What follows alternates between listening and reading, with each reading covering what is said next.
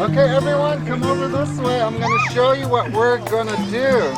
We're going to plant. As you can tell, there's already plants in there. What we're going to have to do is we're going to have to put some in the middle, and that means we're probably going to have to walk in there. So let me show you. I'm going to show you how we're going to put. What does it mean to be a farmer? What does it mean to be a community member in developing these kind of projects? What does it mean to have cultural inspiration, that cultural story behind agriculture? You know, those teachings that we miss as, you know, as a generation gap, or you know, or just a lack of a mentor around when we're growing up. What are you doing? He's helping me. Yeah. The little ones, when you get them together with an elder, they start asking questions, and the elder, you know, they're so protective of what they know, their stories and everything. But when a little kid is asking, you know, they have to share it. You know, it's a really neat thing to see that interaction between youth and elders when you bring them together. Not necessarily, you don't bring them together to make them teach a lesson, but it just kind of happens on its own when they're spending time together. See you guys later. Bye.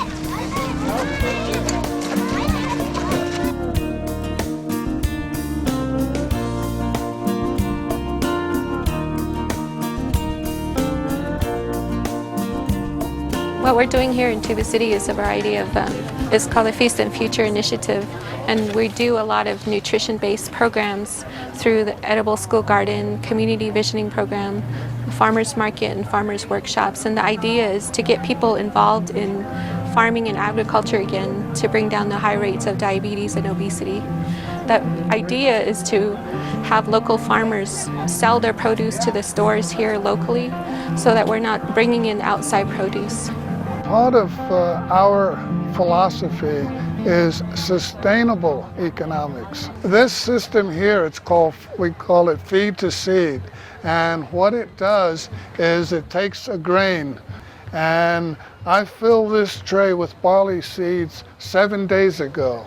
And this is how much it's grown in 7 days. And all we use is just water. And the value of live greens is more than 20 times that of dried alfalfa. To fill this tray with 2 pounds of barley costs 40 cents, which translates to 40 cents to feed 3 sheep. With a system like this, we can be able to afford some relief.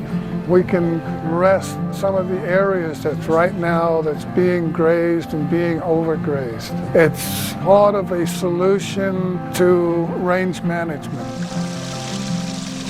Unity through sustainability.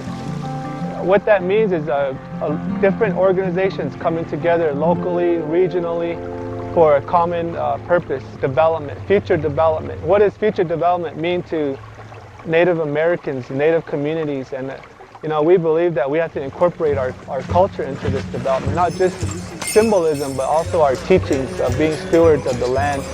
In relationship to the gardening project, one of our goals is to hire an accredited landscape architect to professionally design 2.5 to 3 acres of site here in Moenkopi, and this is where the garden would be. But most of all, they would have the training and the knowledge and the skill to develop a design that we can follow, a blueprint that we can follow to develop this garden. And within this blueprint, we'll have technical data on water conservation, site techniques as far as water retention and site drainage and stormwater. How do we retain some of these elements from our existing development and then tie it into this new garden and marketplace and pavilion development? And the pavilion is going to be right here, located in the courtyard behind me at the motel, at the Moenkopi Legacy Inn. And then behind the pavilion will be the garden itself, the sustainable garden. Right now we're fabricating a solar array. We were trying to figure out something that we can do for the Moenkopi Developers project with their sustainable pavilion. And we wanted to incorporate a lot of the elements that are mutual between our communities. So, you know, we don't just do things to do them. There's always a reason behind everything, or symbolism. So when we saw the Dawa, the Hopi sun kachina, I remember looking at the feathers like, man, this could be panels. And I just started arranging panels that way. And we came up with this concept of using the sun as our array and integrate art into our design. It's not only artistic, but also symbolic, because the sun kachina is ultimately what we're putting up there. And we're using it to attract the sunlight and power some of our buildings. And for me, it was something that sparked a creative nerve as far as me trying to find ways to make solar appealing. In Natives, we have our own types of traditional spaces and outdoor spaces. Why are we leaving that out of all our new developments, our new modern things, you know? And that when that's really the most important part, and that could really ensure that when people come here, even especially our people, that they rest and they really get refueled. And that's the kind of things that will work anywhere. I believe our shopping centers, I believe in all the things that we do on the res, is those are the kinds of things that will really help make people happy again and relax at these places. This will be a community facility. There'll be a farmer's market every weekend. People will relax out here. You need, not just Hopi, you have all the people from all over the world.